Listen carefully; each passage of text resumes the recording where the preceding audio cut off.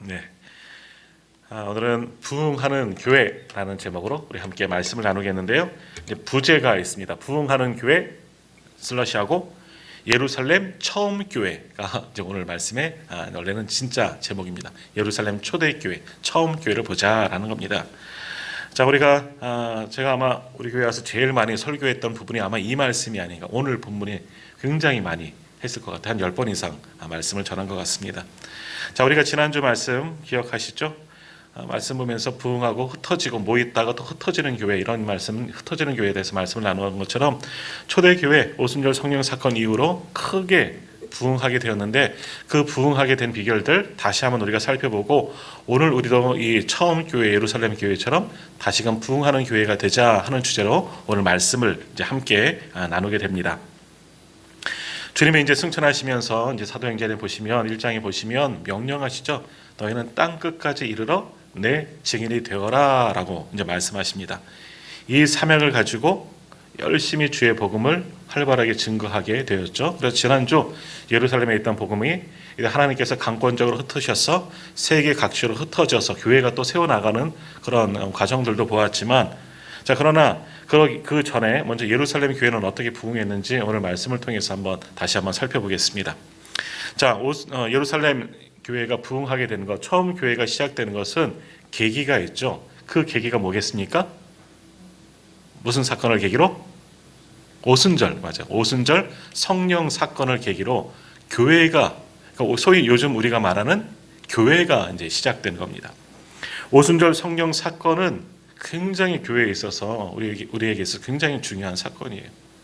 이스라엘 백성들이 출애굽 사건을 굉장히 중요시 여기는 것처럼 예수님의 십자가와 불 사건, 또 그 다음에 중요한 것이 바로 오순절 성령 사건이라는 겁니다. 오순절 성령 사건을 통해서 선교의 불꽃, 정말 전도의 불꽃이 활활 타오르게 되었고, 이때부터 처음 교회가 세워지고 많은 땅끝까지 주님의 복음이 전파되기 시작하는 것이 바로 오순절 성령 사건을 계기로 시작하게 되었다라는 겁니다. 더욱이 오순절 불받은 사도들, 더욱이 베드로 설교를 하죠. 그래서 3,000명이나 되는 많은 사람들을 한 번에 회개하고 돌아오게 만드는데, 그때 뭐라고 얘기하겠습니까? 뭐라고 설교했습니까? 여러 가지 이야기했겠지만, 누구든지 주의 이름을 부르는 자는 무엇을 얻으리라? 구원을 얻으리라. 누구든지 주의 이름을 부르는 자는 구원을 받으리라. 누구든지예요, 누구든지. 예전엔 누구든지 아니잖아요. 유대인들, 이스라엘 백성들 많이 하잖아요. 근데 지금 아니라 그래요. 누구든지 구원이 예루살렘만 머물러 있지 않고 이스라엘 땅에만 머물러 있지 않고 온 열방을 향해 있다는 겁니다. 누구에게나, 누구든지 예수 그리스도를 믿고 주님의 이름을 부르는 자, 이게 교회잖아요. 그러면 무엇을 받는다? 구원을 받게 될 것이다. 이것을 선포했습니다.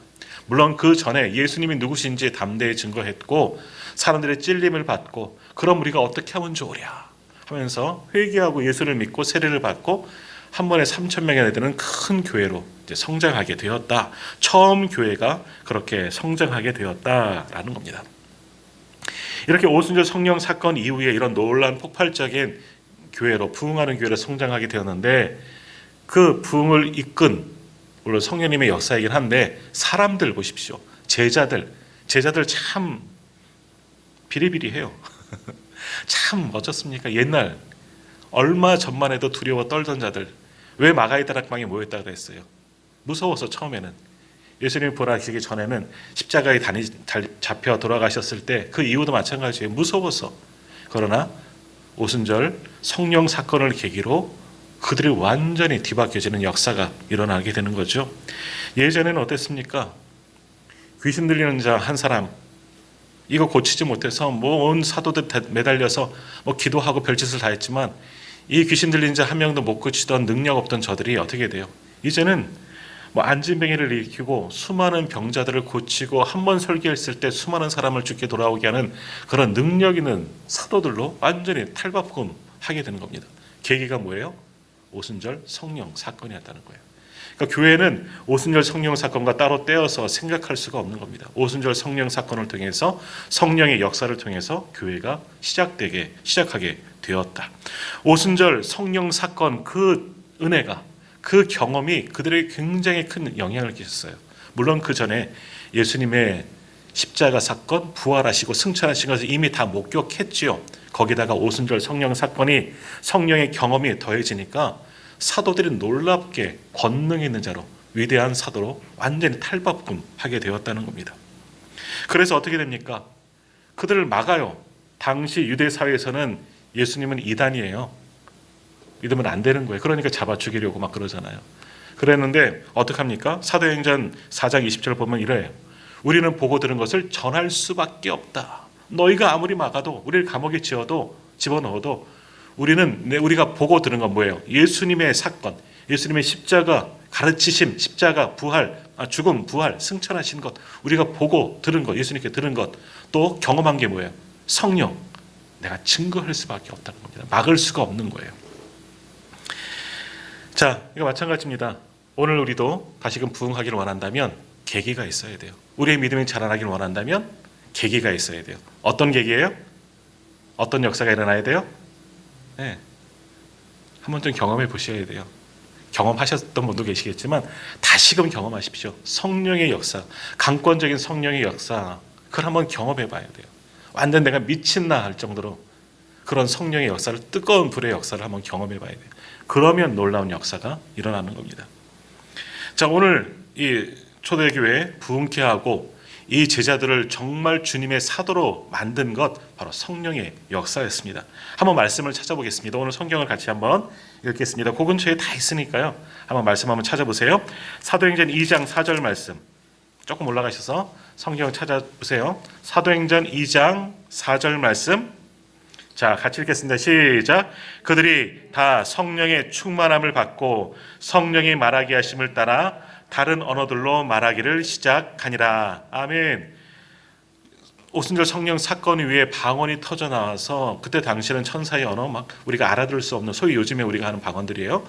그런 게 아니라 다른 언어, 영어든 뭐 프랑스어든, 요즘에 뭐 카메르 어디죠?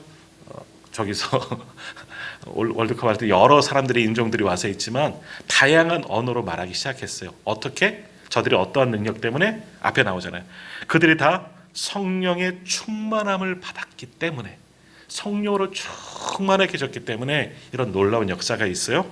근데 그들이 언어를 알아서, 예전과 어디서 들어서 배워서, 아니요, 성령이 말하게 하심을 따라 다른 언어를 말하게 됐다는 거잖아요. 성령이 말하게 하심을 따라 성령이 이렇게 역사를 하면 놀랍도록 역사하는 거예요. 전에도 제가 한번 말씀드렸지만, 제가 전에 성남에서 사역할 때 이제 중등부 아이들, 그때 이제 수련회 가서 아이들이 정말 성령도 받고 방언도 하는 아이들이 있었어요. 그때 아이들이 많이 뜨거웠던 데인데, 한 아이가 이제 그런 거예요. 우리 엄마는요, 이거 이야기했는데, 우리 엄마는 러시아 방언 받은 것 같아요. 끝에 무슨 스키 막 이렇게 많이 한다고. 우리 엄마는 욕방언 아니고 러시아 방언 받은 것 같아요. 막 그렇게 정말 하는 아이가 있었어요. 뭐 재미있는 이야기지만 그래요. 이때도 마찬가지인가요? 성령을 뜨겁게 역사하니까 사람들이 알아들을 수 있는, 흩어졌던 그 유대인들, 디아스포라 유대인들이 예루살렘에 왔을 때, 오순절을 지키러 왔을 때 그들이 알아들을 수 있도록 성령이 역사하셨다라는 겁니다. 자, 오순절 마가의 다락방에 모여있던 제자들, 성령을 받은 이후에 전 세계에서 흩어진 사람들이 모인 사람들에게 하나님의 큰 일을 말하기려고 하나님께서 이렇게 만드신 거예요. 성령이 왜 그들로 말하게 하셨느냐? 하나님의 큰 일을 말하게 하셨다니까요. 왜? 그들은 유대인, 히브리어도 알고 있겠지만 익숙지 않아요. 왜? 우리도 마찬가지잖아요. 외국에 살면 우리말보다는 외국어가 더 익숙하단 말이에요. 그것이 모국어처럼 사용되어지는 거죠. 그들에게 하나님의 큰일, 예수 그리스도의 복음을 전하게 하시려고 사도들로 모였던 그 120명의 사도들로, 제자들로 성령으로 충만하게 채우시고 성령의 말하게 하심을 따라 각기 다른 방어, 지역 여러 가지 언어로 말하게 하셨다는 겁니다. 하나님의 일을 하게 하시려고. 그러나 제자들은 사실 조금 전도 말씀드렸지만 그럴 만한 자격 있는 자들이 아니잖아요. 부족한 사람들이에요. 두려워 떨던 사람이고 능력도 없던 사람이고 소심한 사람이고. 그런데 성령이 강권적으로 그들을 흔들어 놓으시니까 어떻게 됩니까? 그들로 성령 충만하게 되었고 그들의 혀를 주장하셔서 생전 한 번도 해보지 못하던 여러 가지 언어들이 그들의 입술을 통해서 터져 나오게 됐다는 겁니다. 왜? 알아듣지 못하는 자들에게 하나님의 큰 일을, 다시 말하면 복음을 전하게 하시려고, 복음을 전하게 하시려고 이렇게 사용하는 거예요. 자, 그러니까 우리도 마찬가지예요. 우리가 복음을 전하러 다닐 때 내 생각으로, 내 힘으로, 내 능력으로 하려고 그러면 잘 안 돼요. 낯선 사람들에게, 저 같은 사람들도 소심해갖고 낯선 사람들에게 전도지 전달하는 것도 힘들어요. 예수 믿으세요 이런 말하는데 잘 안 나와요. 근데 성령님 강권적으로 역사하시면 말할 수 있는 재주도 주시고요, 담대한 능력도 주시는 거예요. 그러니까 성령 충만해야 되는 거예요. 성령 충만하면 전도의 길이 열려지고 선교의 길이 열려지게 되는 겁니다. 오늘 이들을 성령 충만하게 하셔서 그들의 혀를 주장하시고 그들의 생각을 주장하셔서 그들의 입술을 통해서 각기 다른 방언이 선포되어지는 겁니다. 거기는 하나님의 큰 일이 담겨져 있고 예수 그리스도의 복음이 선포되어지는 겁니다. 그 이야기를 듣고 그 말씀을 듣고 많은 이들이 귀를 기울이고, 그러자 모여들게 되고 베드로가 그들에게 예수 그리스도의 복음을 선포하고 그날에 회개하고 주님께 돌아오는 영혼들이 3,000명이나 되는 역사가 일어나게 되었다라는 겁니다. 자, 이 모든 것은 누가 하신 거예요? 성령님이 하시는 거예요. 성령의 역사예요. 하나님의 계획하시고 성령님께서 이 제자들을 붙들어 주셔서 정말 강권적으로 역사하셔서 사람의 능력은 가려주시고 성령을 통해서 놀라운 역사를 일으켜 주셨다. 거기에서부터 교회가 시작하게 되었다라는 겁니다. 자, 이렇게 성령 충만하여 이제는 제자들이 복음을 전합니다. 얼마 전까지만 해도 숨어있던 저들이 이제는 담대하게 나가서 예수 그리스도의 복음을 선포하며 다닙니다. 정말 많은 사람들이 교회로 들어오는 정말 놀라운 부흥의 역사가 일어나죠. 우리나라도 60년대 나라가 어려울 때, 힘들었을 때, 우리가 어려웠을 때 그때는요 소위 천막 치면 교회가 됐다 그랬잖아요. 여의도 순복음교회도 애들 나 서대문에서 천막 치고 시작했다 그러잖아요. 근데 지금 80만 명인가 되는 큰 교회로 성장하는 것만큼 그런 놀라운 역사가 일어났어요. 근데 이때도 그런 거예요. 이때는 더한 거죠. 말씀만 전하면, 사도들이 나가면 많은 역사가 일어나서 많은 사람이 죽게 돌아오고 놀라운 기적과 역사도 함께 일어나게 되었다는 겁니다. 그래서 그렇게 복음을 전하다가 어떻게 됩니까? 베드로와 요한이 또 체포되는 그런 일도 생기는 겁니다. 대표적으로 잡아가는 거예요. 그러니까 사도들, 제자들 중에서 가장 으뜸이라고 할 수 있는 저들의 예수당의, 예수도의, 예수라는 이단당의 그 괴수들을 둘을 잡아다 가둔 겁니다. 그러면서 그들에게 명령하는 겁니다. 예루살렘 공회 또는 사내드린 공회라고 표현하는데 정통 유대 교회의 어떤 그 정치 종교 모임이에요. 굉장히 유력한 자들이 모이는 거죠. 거기가 법이에요. 우리 국회 같이. 거기서 그들에게 명령을 하는데 무슨 명령을 내리냐? 너희 복음 전하지 마라. 복음이란 말 안 하죠. 예수의 도를 전하지 마라. 이런 강제로 명령을 하는 거예요. 너희들 그거 전하면 너희들 체포할 거야. 죽일 거야. 협박을 하는 거예요. 그때 베드로가 뭐라고 이야기합니까? 한번 찾아보겠습니다. 좀 넘겨보세요. 4장 18절. 사도행전 4장 18절. 자, 같이 읽겠습니다. 어떻게 경고했느냐? 4장 18절 같이 읽겠습니다. 그들을 불러 경고하여 도무지 예수의 이름으로 말하지도 말고 가르치지도 말라 하니, 사내들인 공회에서, 예루살렘 공회에서 명령하는 거예요. 베드로와 요한과 모든 믿는 자들에게 명령하는 거죠. 너희들 이제 예수의 이름으로 예수의 도를 전하지 말라는 겁니다. 가르치지도 말라는 겁니다. 어마한 명령. 사내들인 예루살렘 공회의 명령은 그 당시 유대사에서는 법입니다. 지켜야 되는 거예요. 근데 이러한 명령을 듣고 뭐라고 반응합니까? 그 다음 절 19절 말씀, 19절 같이 읽겠습니다. 베드로와 요한이 대답하여 이르되 하나님 앞에서 너희의 말을 듣는 것이 하나님의 말씀을 듣는 것보다 옳은가 판단하라. 아멘. 담대합니다. 2명이고 앞에는 수많은 공회원들이 앉아 있습니다. 또 유대 사람들도 많이 몰려와서 구경하고 있겠죠. 그 자리에서 예루살렘 공회가, 아주 강권적인 공회가 너희들 예수의 이름을 전하지 마라, 가르치지도 말라, 복음 전하지 말라는 거, 전도하지 말라는 거예요. 금지 명령을 내내는데 베드로와 요한이 뭐라 그래요? 너 한번 생각해봐라. 하나님 앞에서 너희의 말하는 것을 듣는 것이 옳으냐, 하나님의 말씀에 순종하는 것이 옳으냐. 우리는 복음을 전하겠다는 겁니다. 내 목에 칼이 들어와도 우리는 복음을 전할 거다.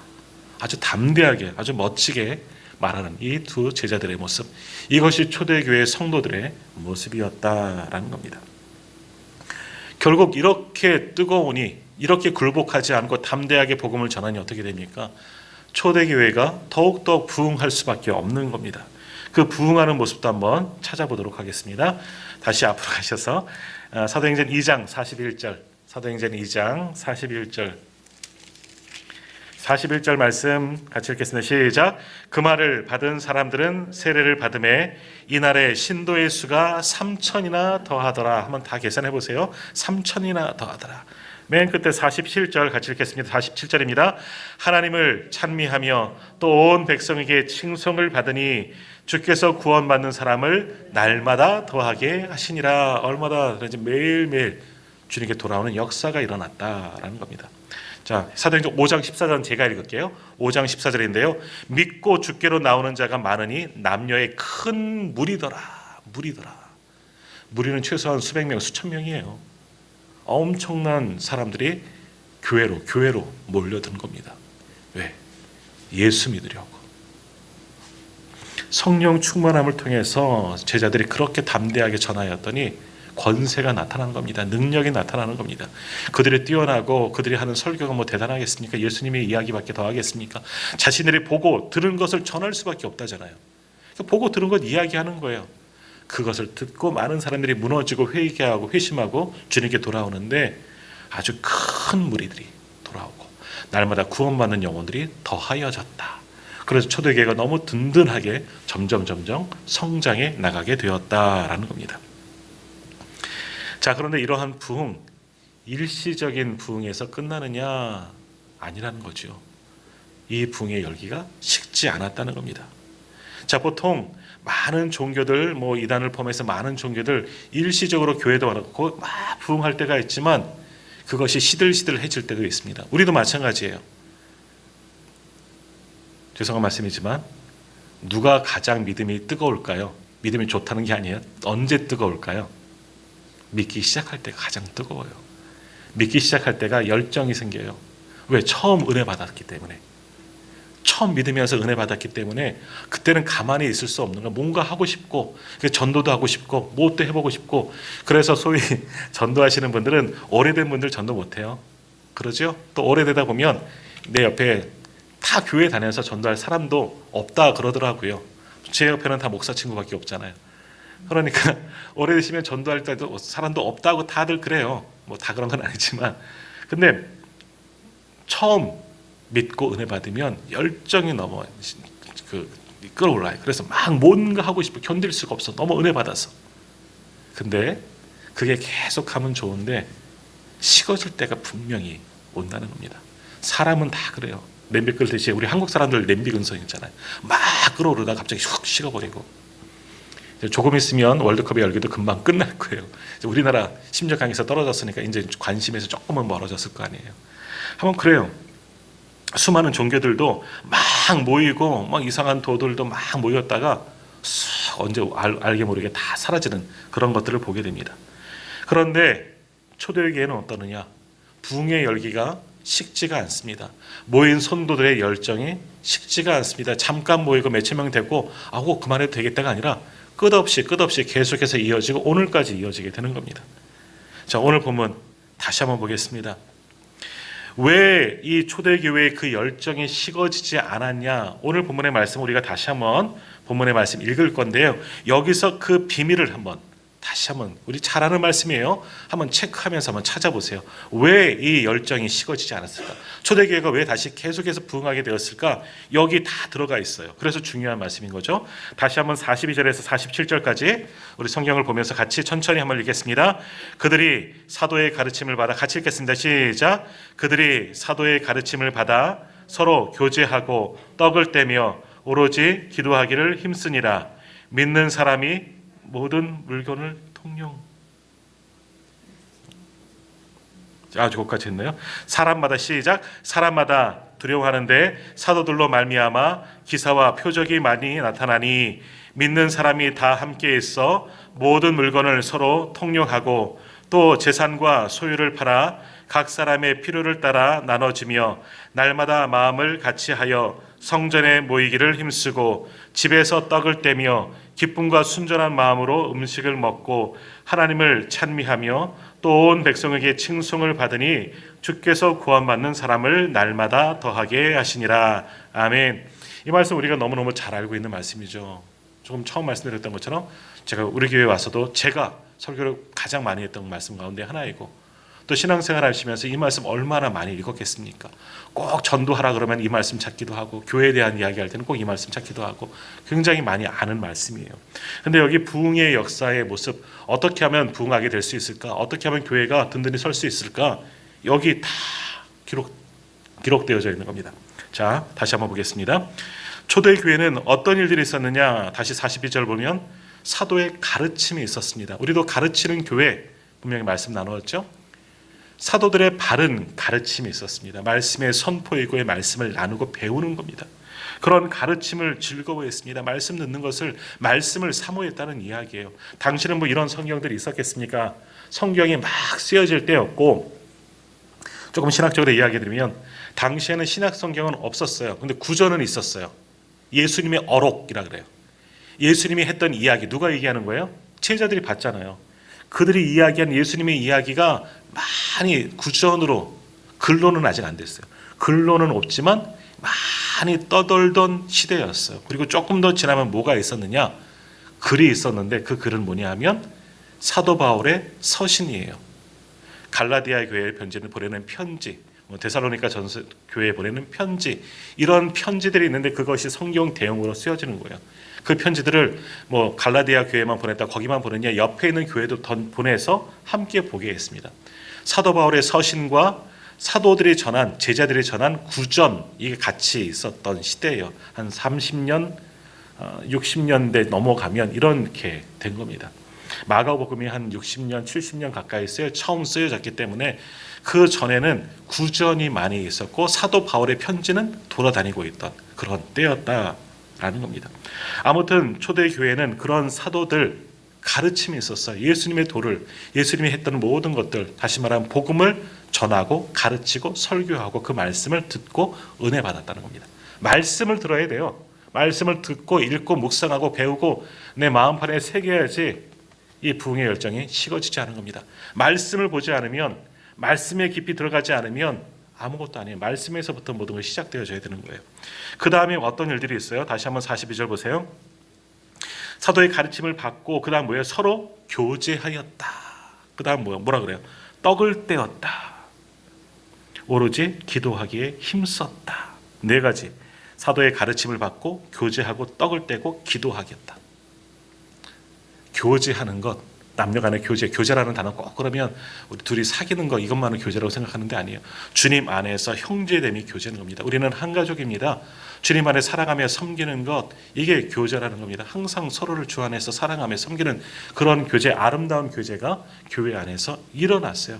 그러니까 우리가 믿음의 동지가 되는 거예요. 혼자 복음을 전하는 게 아니라 같이 하니까 외롭지 않은 거예요. 그런 교제가 활발하게 교회 안에서 일어나게 되었습니다.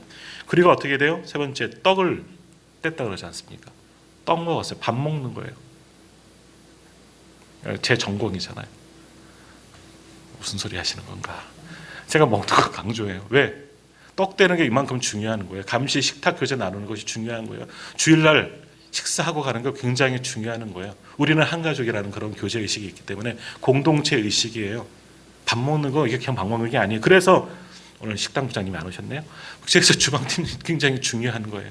열심을 내야 되고 열심히 섬겨야 되고 뭐 김치 한 가지를 놓더라도 아주 즐겁게 식사를 하고 주 안에서 떡을 떼야 돼요. 이게 굉장히 중요한 것 중에 하나라는 겁니다. 그리고 또 하나 뭐예요? 42절 끝에 나오면 오로지 기도하기를 힘썼다. 기도하는 겁니다. 기도해야 되는 거예요. 일단은 이 네 가지가 초대교회 부흥의 열정을 식지 않게 만든 방법 가운데 하나예요. 다시 한번 보세요. 사도의 가르침을 배웠고 그 다음에 서로 교제하였고 그리고 함께 떡을 나눈 식탁 공동체를 회복했고 그 다음에 함께 기도하기에 힘썼다라는 겁니다. 이러면 교회가 흔들리지 않습니다. 부흥의 열정이, 내 믿음이 흔들리지 않습니다. 절대 식지 않는다는 겁니다. 이것을 가지고 그 43절 이하에도 똑같이 한번 계속해서 나오는 거예요. 43절에도 그러니까 어떻게 돼요? 사도들로 말미암아 놀라운 기사와 표적, 이적까지 나타나는 겁니다. 이렇게 교회가 든든히 서니까 소위 말하는 기적의 역사, 병고침, 치유기사 이런 것들이 많이 나타나요. 세상에 두려워할 만한 일들이 교회에서 시작되어져 능력이 생기니까. 그리고 믿는 사람이 다 함께 있어요. 또 교제하죠. 믿음의 교제를 하는데 어떻게까지 교제를 하느냐? 서로 교제하다 보니까 내 물건을 팔아서 내 재산을 팔아서 서로 통용해요. 같이 나누는 겁니다. 어려운 사람들이 보이는 거죠. 교회 공동체 안에 이들은 어떻게 하면 좋을까? 내가 가지고 있는 거 팔아서 타 교회에 내놔서 함께 사용할 수 있다 그러잖아요. 그래서 이거 오해하지 마시고 이것이 원시 공동체예요. 원시 공산주의예요. 좋은 모습이었어. 근데 이것이 마르크스에 의해서 퇴색됐지만 같이 함께 하는 거예요. 도와주는, 있는 사람은 내서 어려운 사람을 도와주고, 그래서 공동체 안에 어려운 사람이 없도록 교회가 만들어 주었다는 겁니다. 이게 아름다운 교제의 모습이었다라는 거죠. 그리고 46절을 보십시오. 날마다 마음을 같이 하여, 마음도 같이 하고, 이것도 교제잖아요. 또 성전에 모이기를 힘쓰고, 또 집에서 떡을 떼면, 집도 교회예요. 구역 우리로 말하면 또 좀 의역해서 이야기하면 사랑방으로 모이는 거예요. 집에서 구역끼리 모여서 또 떡을 떼고 교제하는 거예요. 먹는 것도 중요하다고 이야기 드리는 거예요. 함께 기쁨과 순전한 마음으로 음식을 먹고. 저기 어떤 사람들은 밥 먹는 것도 이유가 있잖아요. 밥 먹을 때 밑으로, 식탁 밑으로 뭐가 왔다 갔다 하지만 우리는 그런 거 아니잖아요. 기쁨과 순전한 마음으로 함께 음식을 나누는 거예요. 그러니 어떻게 됩니까? 47절 하나님을 찬미합니다. 그러면서 하나님을 찬미하니 온 백성에게 칭찬을 받았다. 그러니 날마다 구원받는 영혼이 더하여 주게 되었다. 교회 공동체의 모습들, 당시 세상 사람들 유대 사회에서는 이들은 이단입니다. 배척을 당했습니다. 근데 이들이 하는 것을 가만히 보니까 우리가 이 교회에 대한 이야기하면서 말씀드렸던 것처럼 하나님의 나라 같은 거예요. 날마다 기쁨으로 모이는데 저들 잘 지지리도 못 사는 것들이 함께 모여서 보니까 서로 음식을 같이 나누고 서로 도와주고 항상 즐겁고 항상 힘이 있는 것 같고 뭔가 놀라운 기적도 일어나고, 야, 이게 뭐래? 당시 사회에 신선한 충격을 주는 겁니다. 기이한 것으로 충격하는 것이 아니라, 이들 보세요. 이들이 하는 게 아주 특별했나요? 우리가 지금 하고 있는 거 다예요. 말씀 예배하지요. 말씀 묵상하지요. 기도하고 함께 교제하고 함께 음식 먹는 게 뭐가 특이한 일이겠습니까? 근데 당시에는 그게 특이했어요. 왜? 기쁨과 순전한 마음으로 정말 주님 안에서 사랑의 교제, 사랑의 교회를 만들어 나가니까 이것이 세상 사람들에게 너무나 좋아 보이는 겁니다. 그런 사람들이 하나님을 예배하고 하나님을 경배하고 주님 안에서 날마다 그 사람들이 더하여지니까 사람들이 두려워하기 시작하고 경외하기 시작하고 기이 여기게 되는 겁니다. 그리고 어떤 마음이 들어요? 나도 저기 들어가고 싶다. 나도 가보고 싶다. 우리 길을 가다가도 사람들이 이렇게 모여있는 곳이 가면 한번 가보고 싶잖아요. 뭔 일이 있나? 혹시 뭐 생기진 않을까? 저도 갔다가 한참이나 설명 듣고 라면 한 개 받아간 적도 있는데 이런 일이 있어요. 떡 하나 생기잖아요. 그런 거예요. 사람들에게 굉장한 신선한 충격이에요. 그래서 이 교회 공동체에 몸담고 싶고 해보니까 야, 이거 좋대. 아이들 말로는 너무 좋아요. 너무 재밌어요. 우리 말로는 뭐예요? 은혜 되는 거예요. 은혜가 넘치는 거예요. 기쁨이 넘치고. 그러니까 어떻게 되는 겁니다. 47절 마지막, 주께서 구원받는 사람을 날마다 더하게 하시니라. 자연스럽게 교회가 부흥할 수밖에 없었다. 자, 이 모든 것의 시작은 뭐다? 성령 사건이에요. 성령으로 충만하게 체험받아야 돼요. 성령의 역사, 강권적인 역사를 통해서 제자들이 뒤집어지니까 이런 놀라운 부흥의 역사가 일어나게 되는 거예요. 이들이 아주 특별한 일들 했나요? 아니에요. 전혀 이상한 짓들 안 했어요. 그냥 주님께 배운 걸 가르쳤고 주님이 하셨던 것 전했고 주님이 하셨던 것처럼 같이 음식을 나누었고 주님이 하셨던 것처럼 어려운 사람들 도와줬더니 이 공동체가 당시 유대 사회에 완전히 센세이션을 일으키면서 크게 부흥하는 놀라운 교회로 성장하게 되었다라는 겁니다. 자, 근데 요게 이제 부흥을 또 유지시켜 줄 수 있는 게 또 하나 있습니다. 뭐냐면 42절 맨 마지막에 뭐라 그럽니까? 오로지 기도하기에 힘썼다. 오로지 기도하기를 힘쓰니라. 또 하나, 그것을 유지하는 것이 기도하는 거예요. 기도하기를 힘쓴 교회가 바로 예루살렘 초대교회였다는 겁니다. 기도하면서 이 모든 것을 감당하는 거예요. 더욱이 예수님이 이들이 누구를 통해서 기도를 배웠어요? 예수님을 통해서 배웠잖아요. 예수님께서 몸소 보여주셨잖아요. 이른 새벽 미명에 혼자 한적한 곳에 가서 기도하시던 그 주님, 밤이 맞도록 늦도록 밤새 기도하시던 그 주님의 모습, 기도하시던 모습, 시시때때로 짬을 내서 기도하시던 그 주님의 모습, 항상 주님 기도하셨잖아요. 하나님의 아들이신데 하나님이신데 왜 기도할 필요가 있을까? 기도를 통해서 하나님과 교제하고 하나님의 능력을 공급받는 것, 그들은 기도의 힘을 보았던 거예요. 마지막 십자가 지기를 지시기 전에도 어떻게 하셨어요? 겟세마네 동산에 올라가서 땀이 피처럼 떨어지듯이, 피가 땀인가요? 아무튼 그렇게 열심히 기도하던 그런 모습을 보았어요. 이들도 오로지 기도하기에 힘썼다. 기도를 통해서 이 모든 일들을 유지할 수 있는 힘을 얻은 겁니다.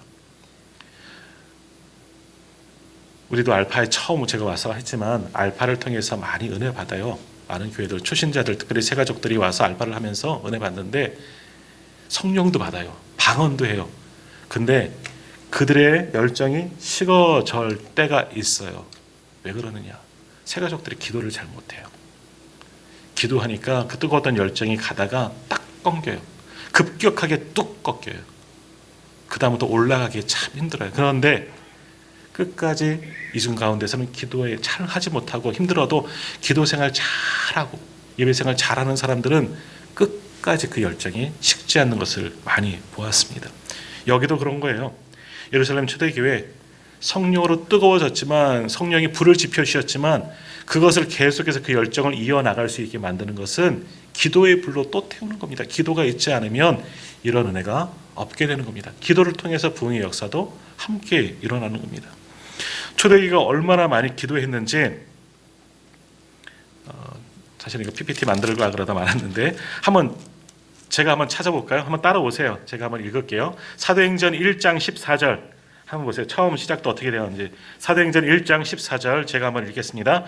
여자들과 예수의 어머니 마리아와 예수의 아우들과 더불어 마음을 같이하여 못했다? 오로지 기도에 힘써라.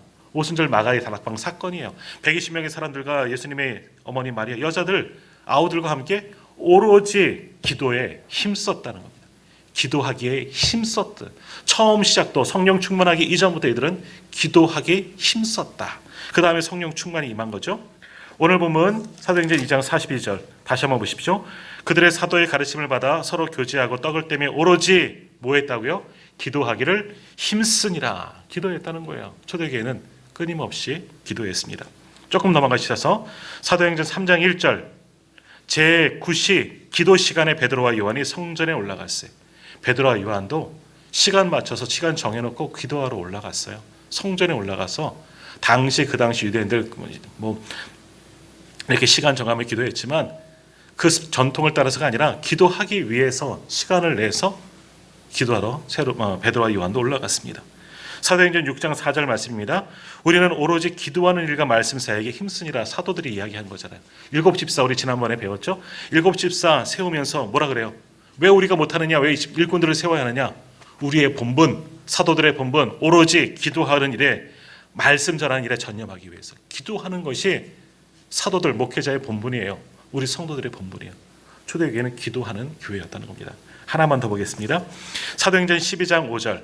사도행전 12장 5절 역시 제가 읽을게요.